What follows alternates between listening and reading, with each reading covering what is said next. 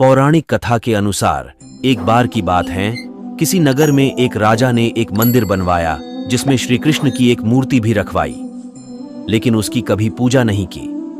पूजा करने के लिए मंदिर में एक पुजारी को रखा गया। पुजारी नियमित कन्हैया जी को नहलाता और बड़ी ही श्रद्धा भाव से उनकी पूजा अर्चना करता। राजा भी रोज कान्हा जी के लिए एक फूलों की माला भेज देता था और जब वह दर्शन करने आता तो पुजारी उस माला को उतार कर राजा को पहना देता।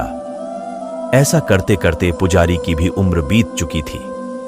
एक दिन किसी वजह से राजा नहीं आ सका तो उसने एक सेवक के हाथ मंदिर में माला पहुंचा दी और कहलवाया दिया कि आज वह मंदिर नहीं आएगा, इसीलिए पुजारी उसका इंतजार ना करे।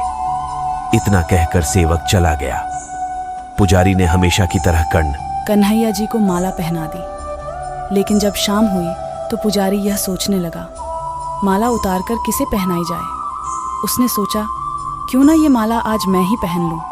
वैसे भी मेरी उम्र हो चली है, जीवन का क्या पता कब खत्म हो जाए। इतना सोचकर पुजारी ने माला उतारकर अपने गले में डाल ली, लेकिन इतने में ही सेवक आ गया और उसने बताया कि राजा की सवारी मंदिर में पहुंचने वाली है। राजा की सवारी आने की बात जब पुजारी ने सुनी तो वह डर गया।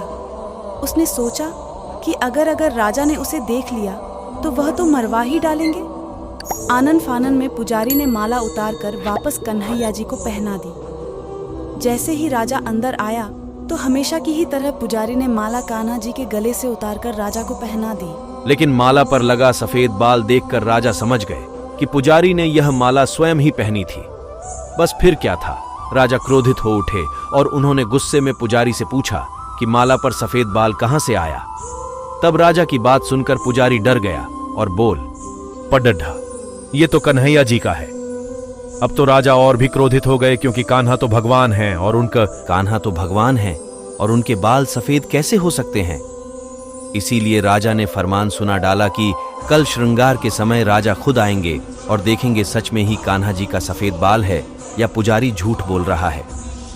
उन्होंने कहा कि अगर पुजारी ने झूठ बोला होगा तो उसे फांसी दे दी जाएगी। राजा का फरमान सुनकर पुजारी का बुरा हाल हो गया। उसने सोचा, अब क्या करें, कहाँ जाए, अब तो उसका मरना तय है।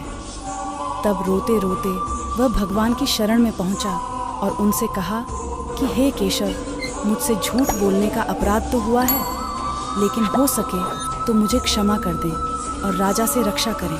पुजारी ने कहा कि हे माधव, आपकी सेवा करते करते मैं वृद्ध हो चुका हूँ, अब आप मुझे माफ़ कर दीजिए, ऐसी गलती दोबारा नहीं होगी।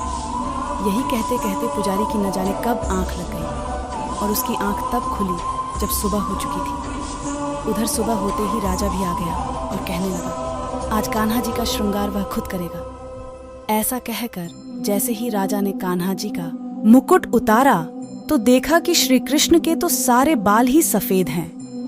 लेकिन राजा को फिर भी यकीन नहीं हुआ। उसे लगा कि फांसी के डर से पुजारी ने ही बालों को रंग दिया होगा। राजा ने सोचा कि क्यों न कन्हैया जी का एक बाल तोड़कर देखा जाए। इसके बाद राजा ने कान्हा जी का एक बाल तोड़ लिया, लेकिन जैसे ही बाल टूटा कन्हैया के सिर से खून की धारा बहने लगी। ये देखकर राजा भगवान के चरणों में गिरकर माफी मांगने लगा। तभी श्री कृष्ण की मूर्ति से आवाज आई, हे राजन, तुमने मुझे केवल मूर्ति मात्र ही समझा, इसलिए आज से मैं तुम्हारे लिए केवल मूर्ति मात्र ही रहूंगा। लेकिन पुजारी ने सच्चे मन और पूरी श्रद्धा से मेरी भक्ति की है, इसलिए उसकी अनन्य भक्ति को देखकर मुझे अपने बाल सफेद करने पड़े। कन्हैया जी ने कहा कि भक्ति में कभी भी संशय नहीं होना चाहिए और सच्चे भक्त की लाज तो मैं कभी जाने ही नहीं देता। अगर भक्त का प्रेम सच्चा हो तो भगवान उसके लिए नंगे पांव दौड़े आते हैं। वहीं बात जब कन्हैया की हो तो कहने की क्या। अपने भक्तों के लिए वह न जाने कितने रूप धरते हैं और कितनी ही अनगिनत लीलाएं कर चुके हैं, जिनका प्रमाण हमारे धार्मिक ग्रंथों में मिलता है।